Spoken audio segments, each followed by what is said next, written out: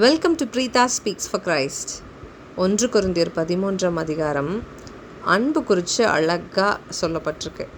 அன்பு சகலத்தையும் தாங்கும், சகலத்தையும் விசுவாசிக்கும், சகலத்தையும் நம்பும், சகலத்தையும் சகிக்கும் சொல்லிட்டு அப்போஸ்தலன் பால் அழகாக எழுதியிருப்பாங்க. இதில் love is not just a feeling, it is a decision and love is a character. True love reflects God's nature.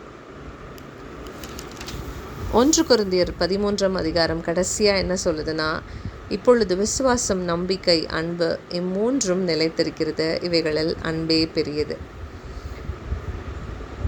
Faith ரொம்ப முக்கியம், ஹோப் ரொம்ப முக்கியம், but love is the greatest because God himself is love. Let us not just speak about love, let us live love. அன்பாக இருக்க கற்றுப்போம், ஆண்டவரை வெளிப்படுத்துவோம், ஆண்டவருடைய நாமம் மகிமைப்படும். God bless.